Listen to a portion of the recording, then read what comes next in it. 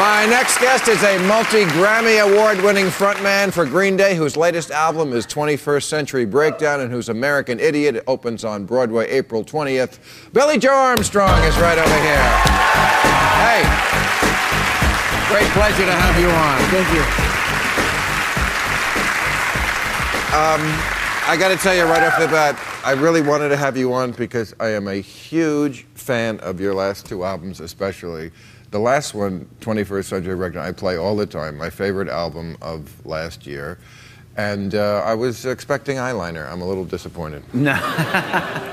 No, I left it in my purse, I guess.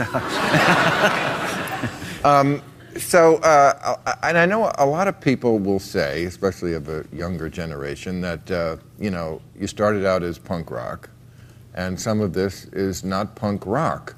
And somehow that's bad, but I would say, but the music is better. Yeah, I mean, well, thank you. I mean, I like every album, the succeeding album, more than the one before, which I would think is a good thing. Well, we strive to be better every single album. I mean, I think we try to challenge ourselves even more, and we drive ourselves crazy in the process of doing it. And I think, you know, I mean, I think it always starts with punk rock for us, just because it's kind of part of our DNA as a band, and then it just ends up kind of going in different directions. And but you don't care about the purists. No, I don't know. I don't think there's really any such thing. It's gone into so many different subgenres and or whatever. What punk is, or you know, it goes to emo, to hardcore, to wherever else. But Broadway is a far piece. It's a big one. I mean, to do a musical, I think of Ethel Merman, right? Tommy Tune, Mr. Stephen Sondheim. Mm-hmm. I don't think it's Sid Vicious.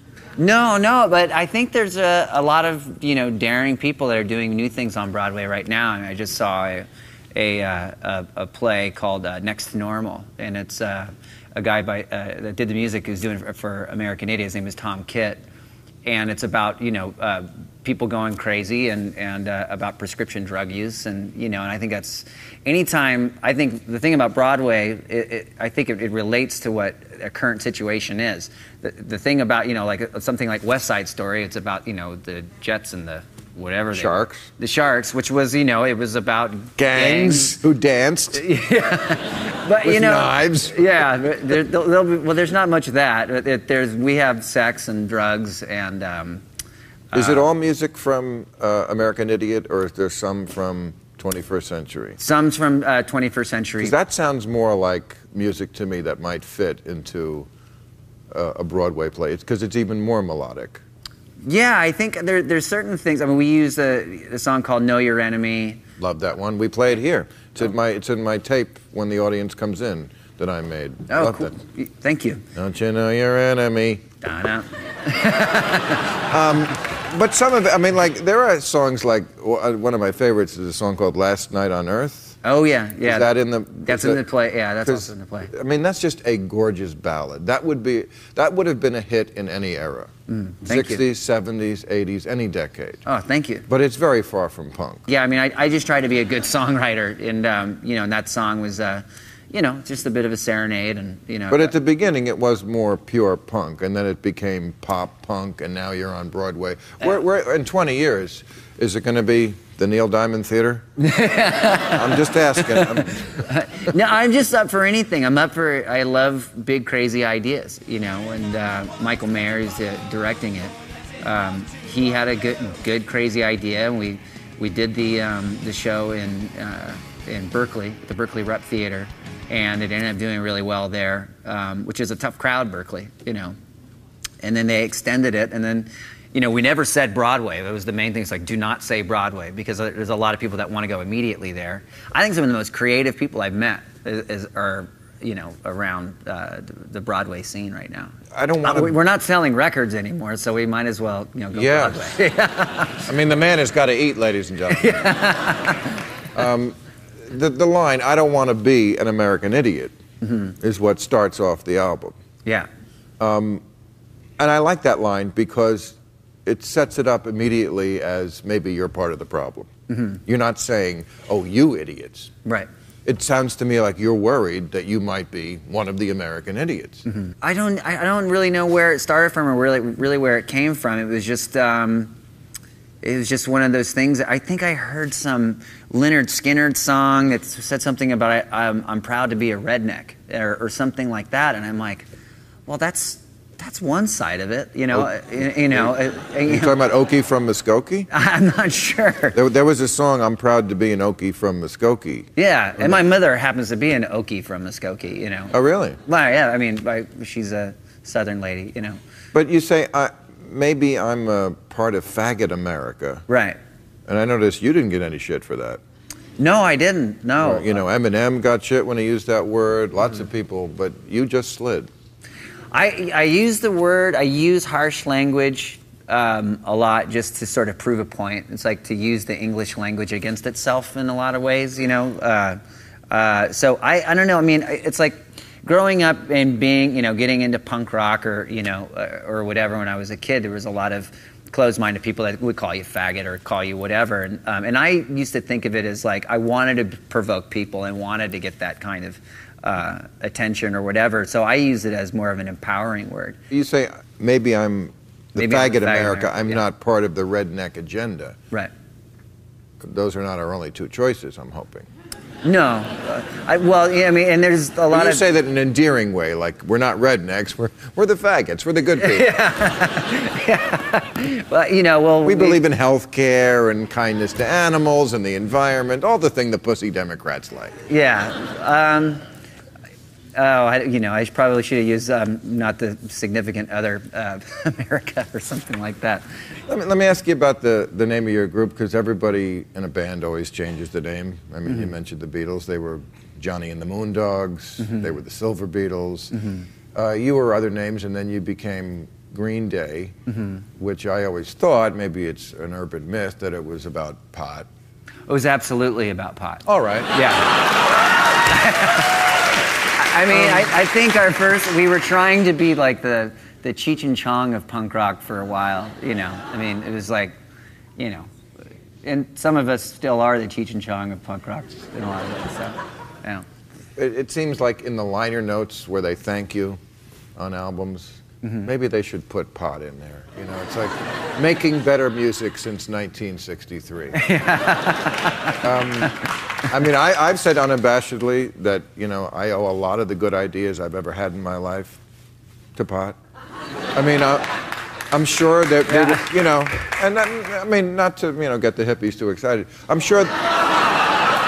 No, I don't think that marijuana has ever been exclusively a hippie drug or anything like that. I think is yeah, cops do it. Yeah, I mean, no, but I mean, one of the hardest things about quitting marijuana at the time, you know, one, I had children, and it was like there was these little people that looked like me that were around, so being high was like, whoa, you know. But there was always new ways of smoking it all the time. It was like, hey, try a gravity bong, or, you know, or try, you know, this thing with a motor on it that comes out of here. And I'm like, well, I haven't tried that yet. Well, I got to hang out with you more. What is a gravity bong? I've never heard of it. You've never had a gravity bong hit before? Is that where you're upside down? No, it's like you take like a 2-liter bottle and you fill this, you fill this bucket up full of water, and then you put a bowl at the top of it, and then you so you have this, you stand up like this, and then you light it, and then you push down, and then entire 2-liter bottle, or whatever gallon thing you want, it goes down and it fills up with smoke, and then you bring it back up, or, oh no, it goes the other way around. It goes back up, and then you push down, and it shoots it straight into your lungs, and then you're completely fucked for a week.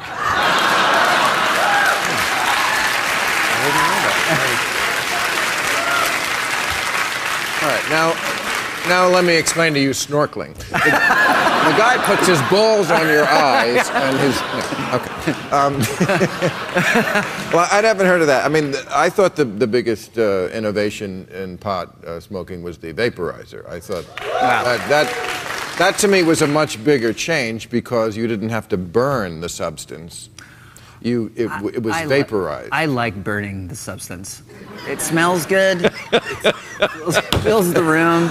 Yeah. You know, you vaporize it. You're kind of like it's one more reason to hide the fact that it's something that should be legal. So, you know. But it's not about legal. It's for your lungs. It's not, instead of burning something that's bad for you. You know, burning that's got to be harder on your lungs. This is just vaporizing it. Yeah.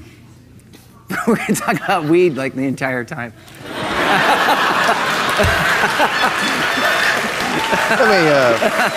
Let me get back to the. Let's get back to the music here.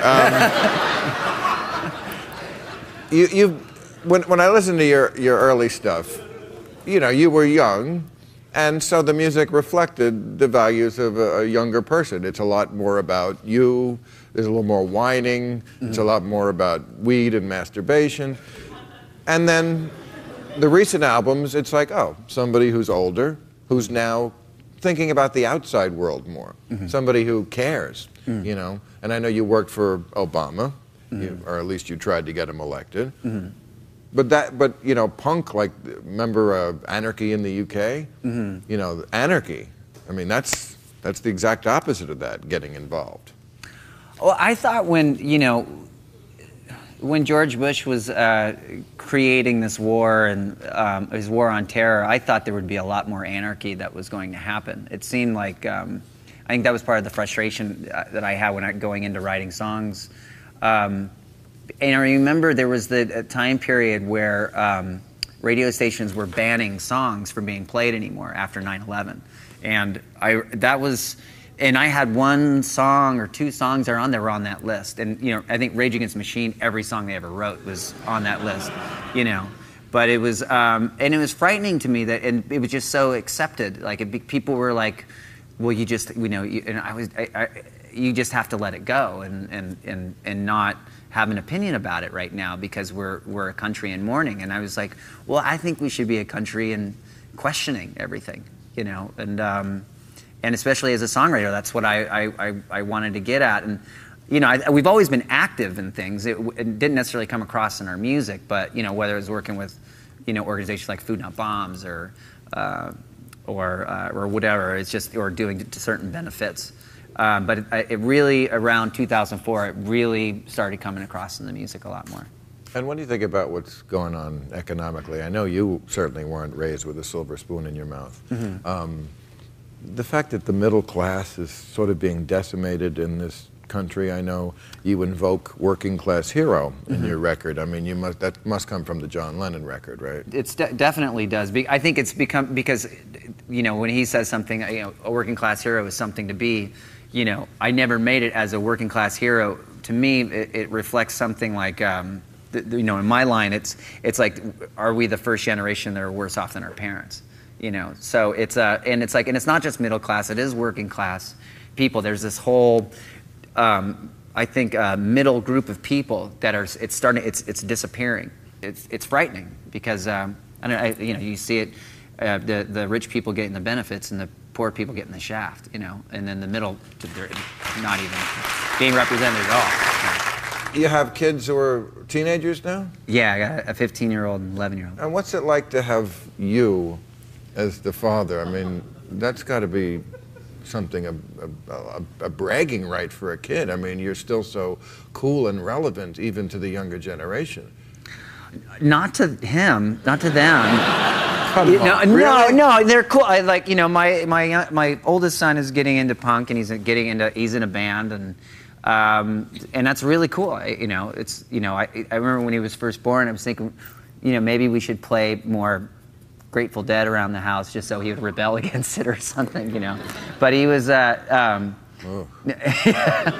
but he's a good guy. He's, you know, and you know, I've been married to the same lady for, you know, 15 years. And the band's been with you for 23, right? 21 to 23. I can't, you know, you stop. You want us to keep. I'm just saying. We hit the drinking age. You know, right. So. I'm just saying you're not a man who has trouble with commitment.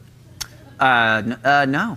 No, you stick with the band, you stick with the wife, you stick with your snotty kids who should know that you're better. Yeah. These kids need a slap if they don't understand how cool their father is. Yeah, well, they're getting kind of big now, so They hit back, you know. Last question. I notice on these 2 albums I keep referring to, there's a lot of talk about religion. Mm-hmm. One of your favorite subjects. It is. Yeah. So I just tell me, you know, that's the artistic way to look at it. I mean, some of it is metaphorical. How would you characterize your feelings about the subject just in a setting like this? Well, you know, it's, you know, we have a song called East Jesus Nowhere that's on the new record, and it's, and I have a lot of, I have a kind of a fetish for the Bible a little bit. It's just, you know, songs like Jesus of Suburbia and Saint Jimmy, and it's kind of one of those things. It's like it's just to question everything, and oh God, brain fart again. But like, you know, but I mean, you have to question religion. I mean, you know, it's like. Were you raised religiously? I was raised with the fear of God. And so I wasn't necessarily in it, and I think that's something that's ingrained into us. It's beaten into us as a society that we fear God, and I think that's just the, you know. So you're accepting of the story. You're accepting of the talking snake and the burning bush and the, you know, and it's like, you know, so.